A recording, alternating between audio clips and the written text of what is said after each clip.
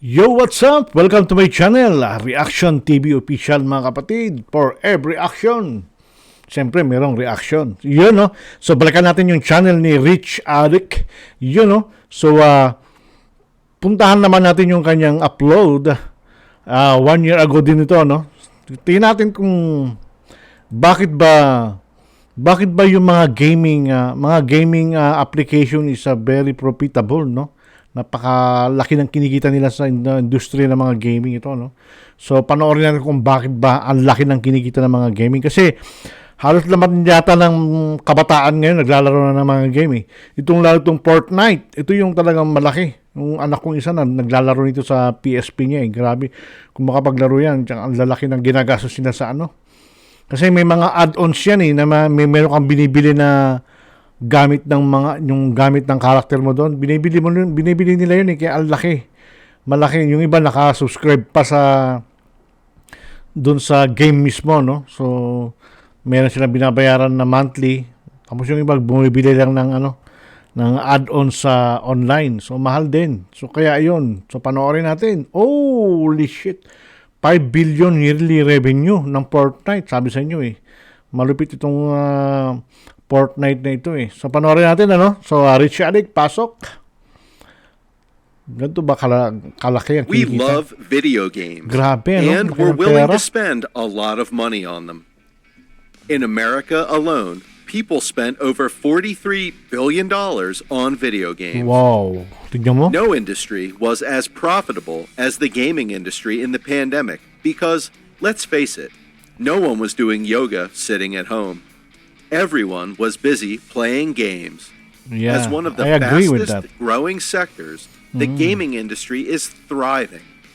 But what Grabe. makes it so profitable and appealing? Today, we'll be exploring that question. But before we get into that, don't forget to hit the like and subscribe buttons. Grabe, no? Rich Addict.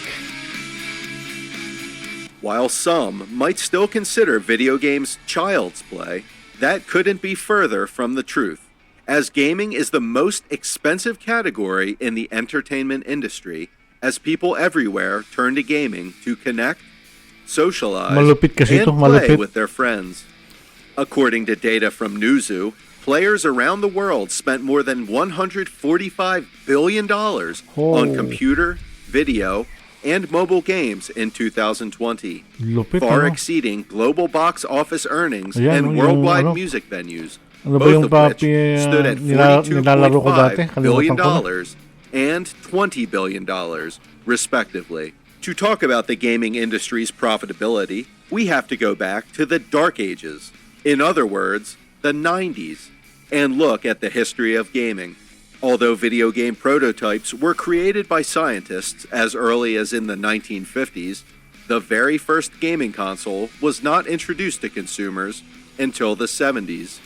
Subsequently, the use of online games began to proliferate in the 90s due to widespread internet adoption.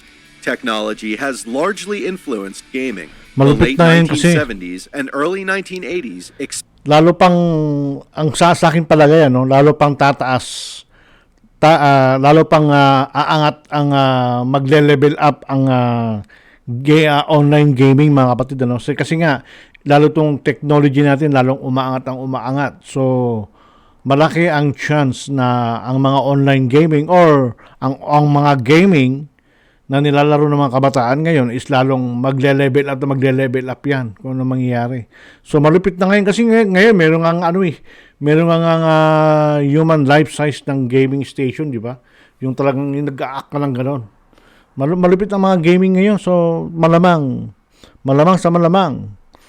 marami maglalaro niyan. experienced an impressive boom in popularity of arcade games, bringing in serious commercial success. However, as revolutionary as those arcade games were, the gaming industry was facing a crisis. The Di ba, market yun yung was nauso being yung arcade saturated, gaming, yung mga video making game na ganyan. sales and development suffer. The rise Nagkaroon ako ng video gaming sa bahay. Kasi nung araw kasi, alam mo mga kapatid, ano, nagkaroon ako ng computer game sa bahay namin, doon sa may garahe namin. Naglagay ako ng mga ilang computer ba yun? 3, 4. Kung di ako nagkakamali, mga 5 computer. Tapos 2 video games. Yung Atari, yung arcade yun. Buwan-buwan binubuksan na may-ari yun. Grabe, ang dami na iipon. So, ang sa akin doon, 30% eh. Yung sa may-ari, 70%. Ang laki, no? So, yun. Meron akong ang nilalaro kasi nung araw na nung nagkaroon ako ng computer game sa bahay. Ang mga nilalaro noon, yung Dota, Need for Speed, ano tong isa na to? Itong marami, Diablo, meron pang ano tawag doon, maraming games nung disc pa nung araw disc, ini-install ko yun, binibili ko yun doon sa amin, tapos ni-install ko yun. Nilaro. Ang dami naglalaro, mga bata. Ang per hour noon, 20 pesos per hour. Ang dami mga meron. Ang gulo sa bahay dati noon, mga kapatid. So, ayun, tuloy natin to. Nakwento ko lang naman. Kasi mga games nga, no? The PC gaming also made arcade Yun, yung games Counter-Strike less pa. interesting Grabe, to many Counter-Strike. consumers. The internet became a whole Deathmatch, thing, yung paborito and the kong mapa ng Nintendo Entertainment paborito System kong mapa ng established Nintendo. paborito kong mapa ng Counter-Strike, yung Deathmatch. Alam ng tao lahat yun. Pero yung Counter-Strike, merong online nun. Pero yung sa akin, offline lang siya, naglalaro lang sila, parang ganun lang. Pero yung iba, may mga kilala ko naglalaro sa online, matindi yun. Literally as a household name. After the release of the Super Nintendo Entertainment System in 1990, it was all uphill from there. Then came the gaming consoles like Xbox, PlayStations, and other stuff people don't really know about. In 2020, Sony released what is still the best-selling console of all time, the PlayStation 2. Known as PS2. Yan yung sabi kong dati nagumpisa lang sa Nintendo na maliit lang. Pero ngayon, timo nag-level up na siya. Ito, PS2 na, pero ngayon meron ng PS5, mga kapatid. Kasi matagal na to eh. Yung sa anak ko, ang sa kanya PS4 yata oh. PS4 Slim yata yung sa kanya. Malupit, ang dami. Ang ganda, meron na rin ano doon. Malupit din yun. So yun, kung natin, nakakwento ko lang mga kapatid. PS4 It sold over sa anak ko. 150 million units. This console brought us hits like Final Fantasy X, Metal Gear Solid 2, Sons of Liberty, and Grand Theft Auto Grand Theft Auto game, meron din ako PC yan. gaming became a huge sub. Grand In Theft. 2003, online gaming rapidly gained popularity due to the increasing availability of the internet and digital storefront Steam launched, allowing gamers to buy and review games online. The last couple of years has seen the growth of a new trend, free-to-play online video games such as Fortnite and Apex Legends. Nilalaro ko yun, Since it nakalimutan ko is na pangalan completely nito. free to register and play these games, one would think that the gaming industry isn't making much money off of them. But that isn't the case. Steve Jobs and Apple changed the world in many ways, intentionally and unintentionally. One of their creations, the App Store, has had the unintended action of revolutionizing the gaming industry. Apple's marketplace for apps encouraged rapid development and investment in the small industry, leading to a new wave of graphically impressive games. Monetization was a stumbling block for many developers, some of who came up with the savvy idea of introducing Warcraft pa in-app pala yung iba. purchases. Bigla ako Games nagsalita, like no? Candy Crush, Bigla ako nagsalita. May naisip kasi ako yung mga games na pinapalaro ko sa computer ko dati. Yun, mga Warcraft, Diablo, yung tawag nito, yung kanina, yung Counter-Strike, tapos yung Dota, yan, Need for Speed, yan, tsaka yung Ground Auto Theft, yan, ang mga pinapalaro ko dun sa computer game ko dati nung araw. Ang talagang sikat na sikat yun, yung Dota. Kasi yung Dota, ilang parang monthly yata sila, nag-upgrade sila eh. Kaya maraming mapa. Kaya maraming na-addict sa Dota dati, mga kapatid. Tuloy na natin. Kaloka. began posting impressive financial figures once their title introduced these purchases. In the following years, Yan, many yung Candy companies Crush na and yan. Grabe, independent developers attempted na-addict to din ako dati sa mimic Candy the Crush na yan success of Candy Crush with their own Malupit free-to-download apps. Then, all of a sudden, the template found its way into video gaming through the immensely popular Battle Royale game Fortnite. Millions of users rushed to download the game, and it soon became one of the most played video games. Baka hindi nyo gusto ko lang i-share mga kapatid. Di ba ngayon yung sikat ngayon, yung COC, Clash of Clans? Meron po akong account na 18 accounts. Meron akong 18 accounts sa Clash of Clans pero hindi ko pinapakita dito. Meron akong TH14, 13 hanggang sa 7. TH7 meron akong 14, 13, 12, 11, 10, 9, or 7. Kompleto yun. Meron akong, yung isang clan, meron akong clan, ako lang ang tao doon. Wala pwedeng pumasok, ako lang. Pero matagal na akong din naglalaro mga kapatid. Kung mga kapanood nito, kung sinong gustong bumili, kasi gusto kong ibenta yon pero hindi ko ibebenta ng isa. Gusto ko lahat. Sabay-sabay. Lahat yun 18 na accounts mga kapatid from 14 TH14. Ang ibebenta ko na lang sa inyo para mas maganda. Kung sino nakakapanood nito at interesado mga kapatid, kontakin nyo ako. Meron akong TH Town Hall 14, 13, 12, 11, 10, 9, 8, 7. So ibebenta ko na lang sa inyo yung from 14, 13, 12, 11, at saka 10. 10 accounts. Matataas na yan mga kapatid. Matataas na sila. Sobrang tataas na nito. Yung mga accounts na yan, ibebenta ko sa inyo mga kapatid. Ibebenta ko ng 30 mil. Bilihin nyo lahat yon 30,000. Yung 5 accounts na yan, bibigyan na lang. Ang mahal kaya ng ngayon, ang mahal kaya ng TH14 pag binili nyo yan. Grabe, napakamahal. Nasa 30,000 yata yung nakikita kong binibenta nila sa online eh. So yun, kung may gustong bumili, bilhin nyo lahat yung 5 na yun. Ayoko lang tingin-tingin. Gusto ko easy. Yun. Tuloy na natin to. Dami ko na nasabi sa inyo. Yan. In the world. Gusto kong ibenta kasi matagal ko nang hindi nalalaro mga kapatid. Binubusan ko na lang, nililinis ko lang pero hindi na ako nakakipaglaro. Yun na yun mga kapatid. So panoorin. Kung sino yung gustong bumili, kontakin nyo lang ako. Profitability came in the way of in-game purchases for character clothing, emotes, and other superficial details. For instance, out of Fortnite's $2.4 billion in revenue, over $1 billion was generated through the sale of in-game items. Whoa, with this laki, trend on no? the rise, most nakalimutan ko online yung games, including Call of Duty yung and Call of Duty, FIFA, are now nilalaro ko dati shifting yan. to the free-to-play model with a Nilalaro ko focus yun. on thousands of Meron dollars pa yun that isa eh. get traded Meron pa through isang in-game nilalaro ko. items. Advertisements also played a role in the profitability of these games.